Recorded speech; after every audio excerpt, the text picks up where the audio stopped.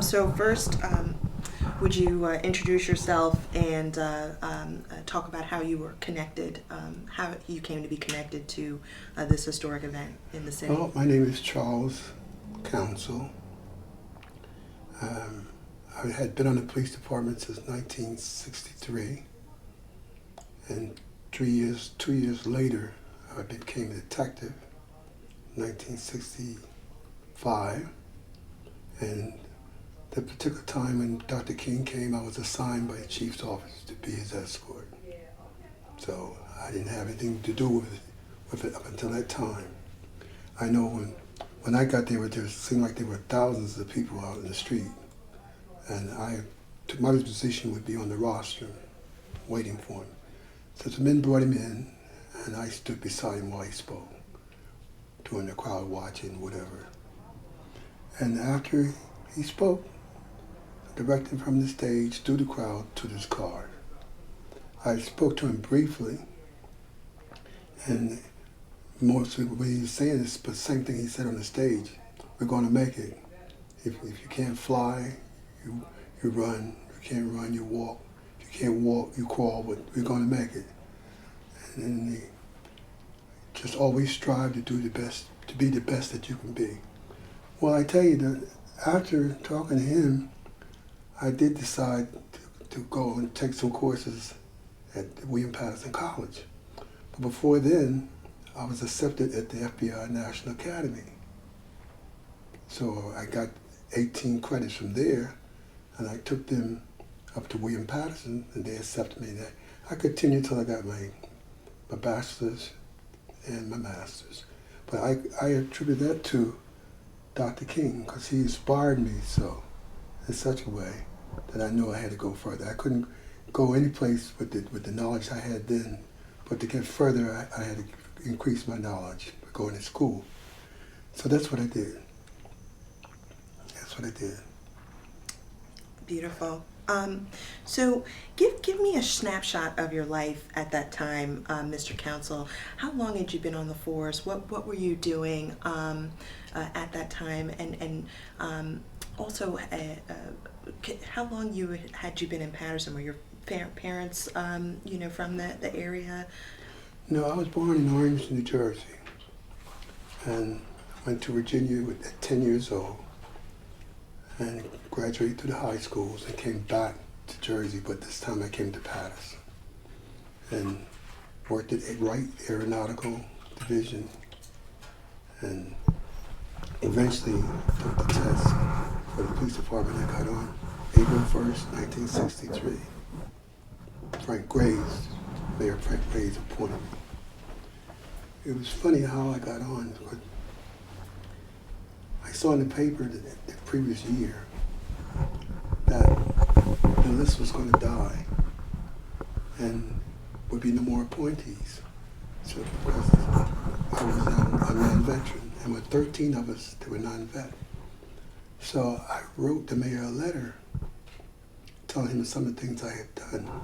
I had stopped an armed robbery as a citizen on Carroll and 12th Avenue. I had confiscated 3 brand new lawnmowers for some kids that just broke into a warehouse. So I wrote the mayor a letter that should he have a job as a constable, then consider me, because I know I was going to be a police officer. So he read the letter and asked the chief to look up the reports, and sure enough, the police put my names in the report. So he said, what do we have to do to get to this guy? He's in the middle of 13 guys. We don't have the money now. This is November 17, 1962.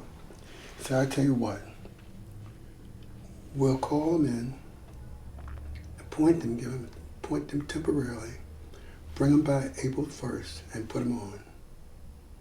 So that's what he did, and that's how I got on the police department, for a 3-cent stamp on a letter. So he told the guys, you can thank this guy, thank council for that letter, or none of you would have been on the police department. So it was 13 of us went on as a result of that letter. And that was April 1st, 1963. And I walked about a year, Graham Avenue, and then I rode in the cars. And next thing I know, I was in the detective bureau. And I was a rookie, but I didn't have much knowledge then until after I met King to go on and pursue more knowledge.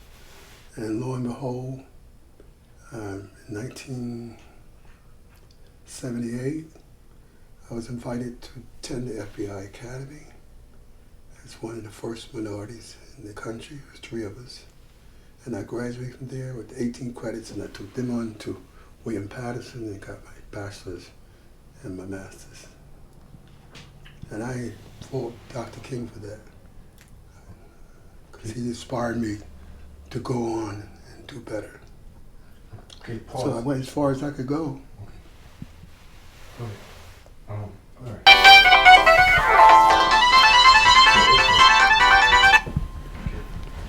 Hello?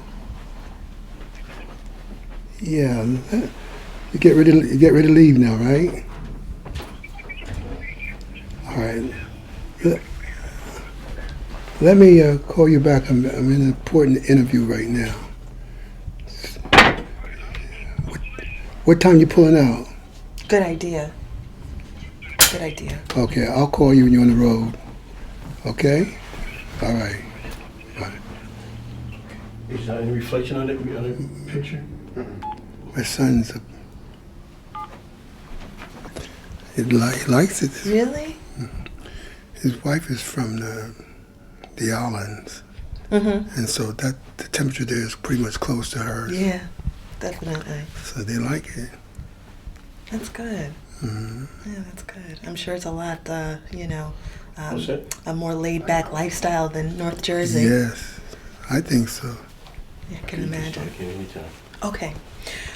So, Mr. Counsel, I know that... Okay, hold on, I'm sorry. It sounds so good. Is there any way that you can just take it from the top? Oh, Start yeah, over. certainly. Start over. Certainly. So I'm going to have to ask you some of the questions again. You had given really good answers, but just for the audio's sake, I'm going to ask you the same questions I asked you again. Introduction. Yeah.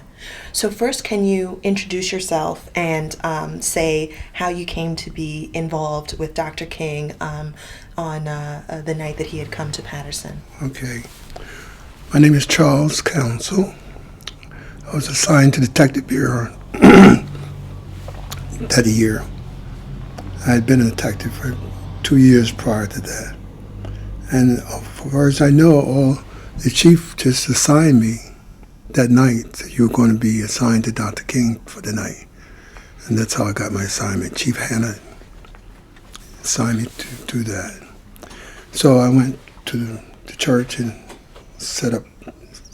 got ready for him to come. There were a lot of people there, hundreds of people, I'd say thousands. And when he came to the roster, to the stand, I took over while he made his speech, and then escorted him off the stage to his car, through the crowds. The people were surrounding him. I put my arms around him to shield him from the people, but they had gotten to him, but I got him through the crowd to his car.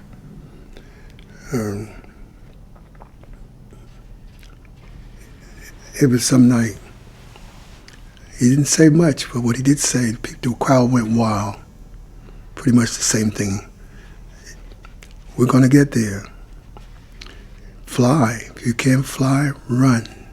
If you can't run, walk. If you can't walk, crawl. But we're going to get there someday. And the conversation I had with him was the way it inspired me to go on to further my education. He said, you must go far as you can go, learn all you can. I said, that's what I'm going to do. So as a result of that, well, I guess in my mind, I was going to try to get back in college. At that age, I didn't think I could do it. But then I was accepted to the FBI Academy, and those 18 credits that I got, they were accepted at William Paterson. I went on and got my bachelor's, and then I got my master's. So I credit that with Dr. King inspiring me to keep on keeping on, as he said. Well said. Well said. And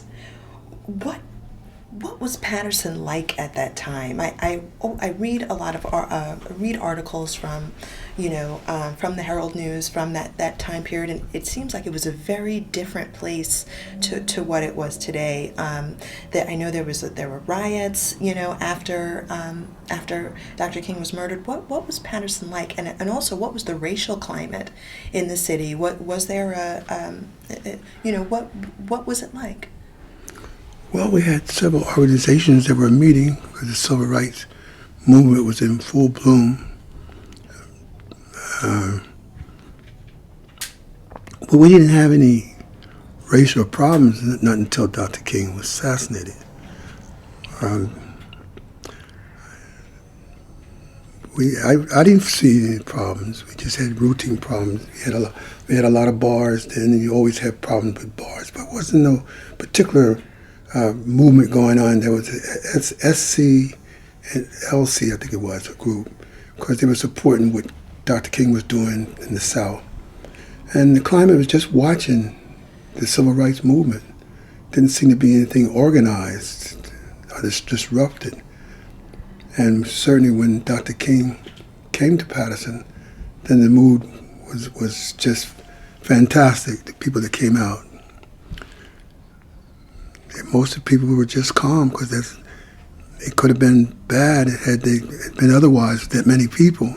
But the lack of security we had was just minimum. So I think it was pretty fair because I was a detective then and the churches were involved. And I think it was pretty nice then. Had the department received any threats against Dr. King? No, none of that I knew of. I think they would have let me know had that been the case. But they weren't there. And we were assigned and they stayed, I guess they were in the outlying areas. But there was another police officer named Sergeant Leak, Ben Leak.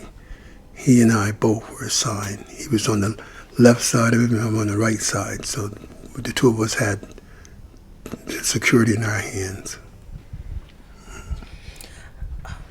And had you been interested in the civil rights movement before that Dr. King came to Paterson? Had you heard about what was going on in the South, and what were your thoughts on that? Yes, well, we just watched the news. Being a police officer, I was limited to what I could do. I watched the civil rights movement, the March on Washington, but I was on post. I couldn't go if I wanted to go because I couldn't get off. But I think most people were just watching the news media as the movement grew. There were buses being organized from Paterson to go down there, but I wasn't involved in that. What was Dr. King like? What was he like? What was your first impression of him? Well, it was just exciting to hear him talk. And my talk was limited with him, just leading him through the crowd. But just to be near him and hear him talk was exciting. Especially so 1 week later he was gone. It took a different turn, events. It felt different after that. It just hurt. And could you describe the scene at Community Baptist? What do you remember about that night that really stuck out in your head? Well, I couldn't see the crowd per se because I was inside. I know there was a lot of people, standing room only. When we came outside the building, the street was just loaded with people all over. Like for the whole block was just covered with people. But I think the crowd control was pretty good to be as quiet as they were when we came out. There was no uproar or signs of riots or nothing like that. I think the people were pretty nice. And what went through your mind when you heard that, 8 days after King had come to Paterson, that he had been murdered in Memphis? We were just saddened and hurt. That's most I can remember. That was the mood of the country. I know if I could have gone down there to the funeral, I would have gone, but that was impossible.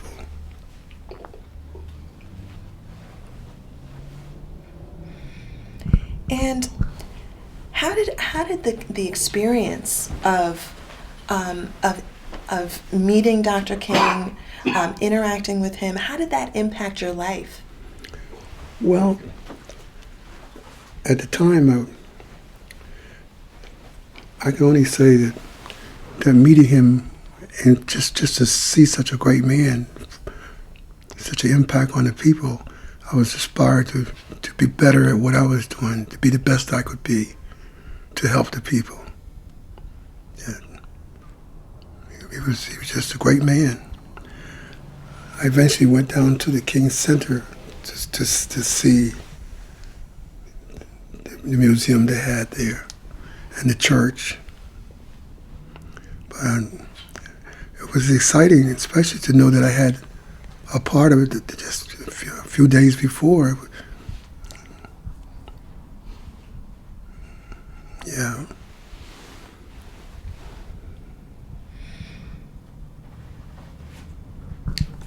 Well, those are my questions, unless there's something that maybe I didn't ask or that you wanted to add. No. Comes back like yesterday now. It's something you want to try to forget, but you can't. Especially every year it comes up. And what do you think about the push to get the church local and his national landmark status? I think it'd be a great thing. I really do. Be a national landmark. I think it would be great, so that the young generation will know what happened. We tend to forget so fast. I guess I'm one of the few around now that had contact with him at my age. Well, thank you so much, Mr. Counsel. It was an honor to interview you and to hear about your time with Dr. King. Thank you. I'm wondering if there are any questions that I didn't ask that you wanted to.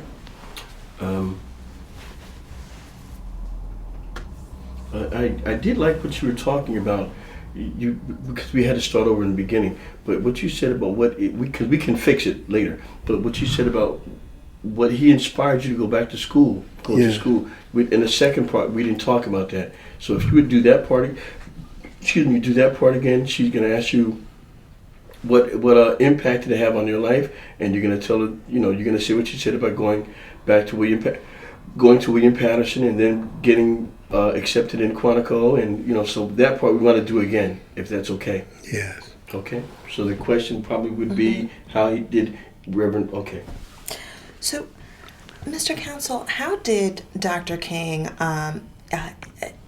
impact your life? How did your meeting with him impact your life or inspire you in some way? Well, I knew that I needed more knowledge to be better at what I was doing. And to get that, I would have to go back to school. I was fortunate to have my name was entered at the FBI Academy. But just before that, let's see, I wasn't able to take any courses right away because I had 2 children. But that was always my mind that I would go higher. And then when I got accepted to the FBI Academy and getting 18 college credits, I decided, well, I was going to stop at 18 credits. When I went to the chief, and this is off the record, when I went to the chief, because they were paying you for college credits, so 18 credits, are you going to pay me for them? No. I said, why not? He said, only if they're accepted by a college. I said, but I'm the first one to graduate. Won't you accept these 18 credits? No. So that's what spurred me going up to William Paterson. So will you accept these credits? Well, the credits were done by the University of Virginia. The studies went through the academy from the University of Virginia. So on my credits, the University of Virginia. So William Paterson said, sure, we'll take them. So that took them up there and went on and got enrolled in the summer session, and I enjoyed it. So next thing you know, I graduated and went back and to the master's program and graduated, and there was an increase in my salary, which was paid off too. So all this, I'd say, Dr. King, back in my mind, be the best you can be. Go as far as you can go. If you can't walk, crawl, but we'll get there. And knowledge is one thing will get us there. So I guess that was what I didn't realize then, how important it would be further up the road. In the meeting of him, and met his wife sometime before that in East Orange. We did a concert, and I was part of the reception. And so she was a nice lady, meeting her. I actually, I actually got a letter from her inviting me to come down to do the walk over again with James Meredith, but I couldn't get off the police department. They were going to do that walk again. So, being on the police department, I was hampered in getting involved with civil rights. But every chance I got, if I could help somebody along the way, I would do it. And I helped a lot of people. A lot of young people are on the police department. They claim that I inspired them. So I'm happy to know that. Yeah. Not a day goes by, somebody don't come by and say I helped them. That makes me feel good. How long were you in the department? I went on in '63 and retired in 1990, so that's 27 years. I was a detective 25 of those years. No one had ever been a detective that long. Working detective. Yeah. I think one of my greatest experiences was, one of my most enjoyable experiences was one 30th of May. I observed a house on fire on East 31st Street and 11th Avenue. I went in the house and got all these people out of the house on the second floor. About 6 people. They didn't know the house was on fire. And led them through the alleyway. And the second floor blew up after we got on the curb. And I would like to find that family. One day maybe I will. They'll remember. Yeah. Wow. Do you remember what year that was? No.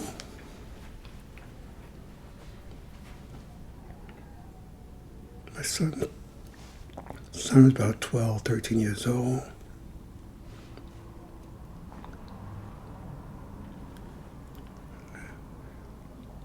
Maybe 1976, 75, 76. Yeah.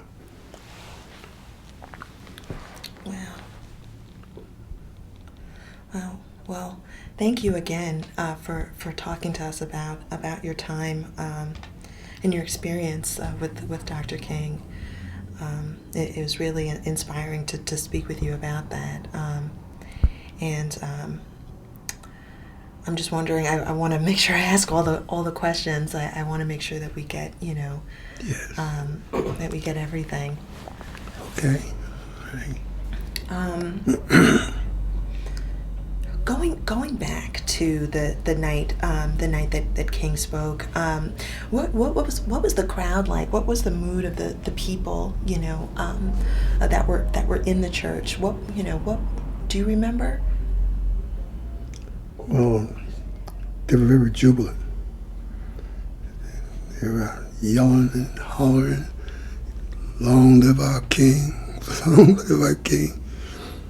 One lady reached over, I had my arm around Dr. King, protecting him, to the crowd. I says, "Come on, Martin, we gotta get through this crowd, He said, no, let him have me, let him have me.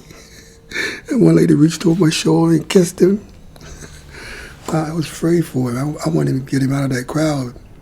But they were just jubilant. People were just yelling and screaming. They were so happy to see him that he came to Paterson.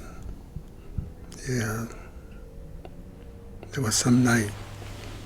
Of course, I felt comfortable when he got out of here, okay. That was my main concern. So he get home, get out of there safe. Not realizing what the future was going to hold for him. And you kind of feel like, had you been there in Tennessee, you could have done something different to prevent this from happening. As a police officer, you kind of felt that. Did it have to be that way?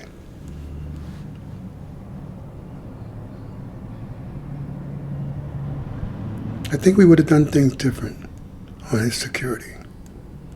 I think Paterson would have.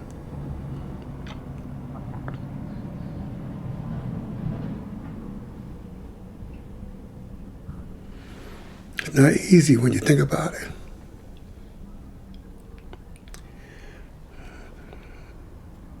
Such a good man.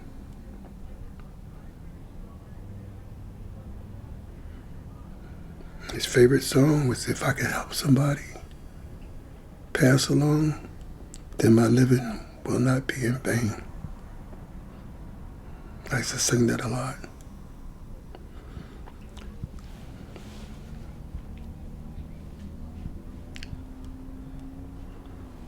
Talking about it is just like it happened yesterday. No matter you're trying to forget, it keeps coming back.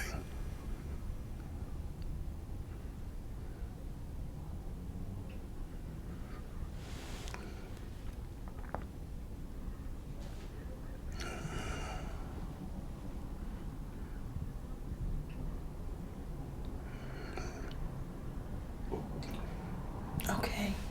Well, thank you for talking to us about this. We really appreciate it. Yes. And your story is just so compelling, very compelling, and really kind of is almost really kind of gives a very local perspective on an international historical event and in an icon's life. So we appreciate that. Good. Yeah, we appreciate it. I think you've answered all my questions and very eloquently. So I appreciate that as well. I hope they're satisfactory too. Yeah, they are. Yeah, they are, definitely. Sorry about these Mr. allergies. Council, do you remember how the lyrics to that song goes? I was just sitting here trying to think about it. I know it. Yes. Do you remember how it goes? Yes. How does it start off? Beg pardon? How does it start off again? I'm trying to remember how it... If I can help somebody as I pass along, if I can help somebody with a word of song, if I can help somebody as they travel along, then my living shall not be in vain. If I can do God's duty as a good man ought, if I can bring back beauty to a world abroad, and if I can spread God's message as the Savior taught, then my living shall not be in vain. Yeah. Then he goes, then my living shall not be in vain. then my living shall not be in vain. If I can help somebody as I pass along, then my living shall not be in vain. That's the song.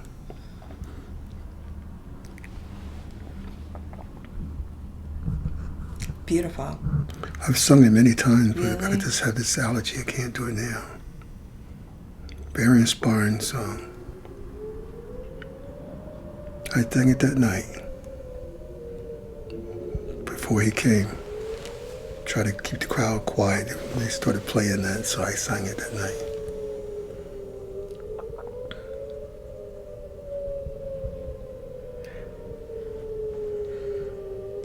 You ought to been there. I was across the street. Okay. I couldn't get in. You couldn't get in. But I couldn't get in. I was talking to my cousin this morning, and so she said, I asked her, was she able to get in? She says, no, you could. It was so packed, it was thousands of people, you couldn't get in. And but we saw him. She says we saw him from across the street. They had to actually park the car somewhere else because you couldn't get the car through. So, you know. And another reason he probably picked me, because I was a sharpshooter. You were what? A sharpshooter. Oh, I wish I had that. Yeah. I was just about one of the best shots on the police department. Really? So I had quite an eye. About 5 or 6 300 perfect scores I had shot. Wow. Wow. So they needed me, Yes. Yeah. just in case. Yeah. And thank God you were part of that. Yeah. Mr. Counsel, I tell you, this is I'm inspired by what you say too. I mean, you know, Me too. when I got out of this interview, of course, you know, we're trying to put this together, but I'm hoping it affects everybody the same way it affects me. What some of the things that you said and what he did in your life affected you to actually make change, and you realize that change doesn't start somewhere else; it starts with you. And I think that's the essence of your story. Yeah. Is he affected you to make change by which you could help unchange other people. Yes. That's really encouraging. I think this is going to be a great start to our project. You know, Really? yeah. Oh, definitely. When I came in, I told you, I said, what happens in this interview today will actually set the tone for the rest of the interviews to come. So I think that you really set a benchmark for us to look for quality interviews from today on. Oh. I hope that in some way I can live up to that. You have. Oh yeah, And definitely. surpassed it. Yeah, And surpassed it. definitely. You know, and I think it's important also. I mean, I'm looking at a living legend myself. I Yeah. mean, I'm talking to the guy who protected him and who affected other people and my life. I mean, just think if something had happened, you know, I think, and you have to look at, not that you have to. Yeah, of course, in our imaginations, we look at what if something had happened. They had the best that Paterson could offer protecting him. When you said you were a sharpshooter, of course my eyebrows raised because that's something I didn't know. Yeah. And so it's not just the fact that you were African American and you were part of the detail to protect him. The city obviously picked the best. You know, that's important. They didn't pick just a beat walker. Yeah. They wanted the best to protect him. Yeah. So that's important, and I think it should be. That is probably part of the story that's never told. Definitely. Yeah, definitely. Yes. So we're looking to really make this I really want to make this a nice documentary, informative but structured, and but I wanted to put it together where it has life. When I say life, it becomes part of the history of. I mean, truly the part of history of Paterson where you can actually go and find this information. It's accessible. Yeah. You know, I think that's part of what happens in this town. Jennifer's doing a good job with what she does, but there's a lot of stuff that she can't do because she has constraints. Her job says this is what we want to cover. So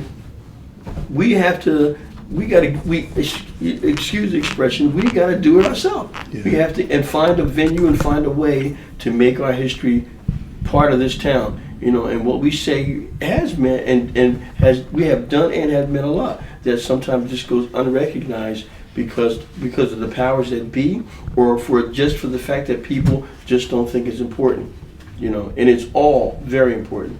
I mean, my life has changed because of Dr. King. I mean, it's obvious. Yeah. I mean, it's obvious. I wouldn't be here now if I didn't think that his living affected my life. Yeah. Now, when you talk about that song, Yeah. My Living Champion Yeah. Vain, now that I didn't know. Oh, Yeah, yes. me neither. I didn't know that. Oh, yes. I mean, I so was singing these along. are the little details that shape the story. It shapes the story and defines the man in a way that other people. Sure, we hear that there are.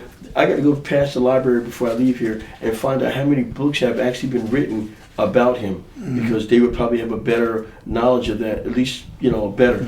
And that is also going to be part of my my nomination letter. I mean, so not all the things that I have written up, that have been said and written about him and that he does, you know, look how many other people have acknowledged that fact, that same fact, to the point that they've actually written books about. That's important. I mean, they're not going to write a book about me.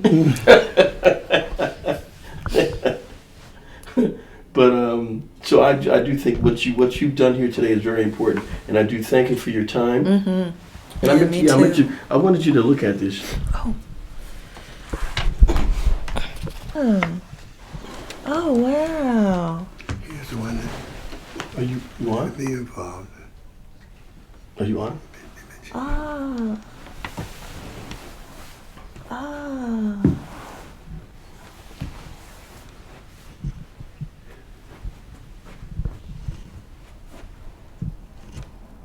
Wow. Oh, beautiful. Beautiful. All started with a 3-cent stamp. All started with a 3-cent postage stamp. You know, it's been a long time They're since both the letters same. were 3 cents. I know, I'm going to say 3 cents. This one happens to Yeah, actually that mention one his either. name. That one doesn't. Oh, no. Yeah. Oh, okay. Oh, beautiful. Okay. Oh, thank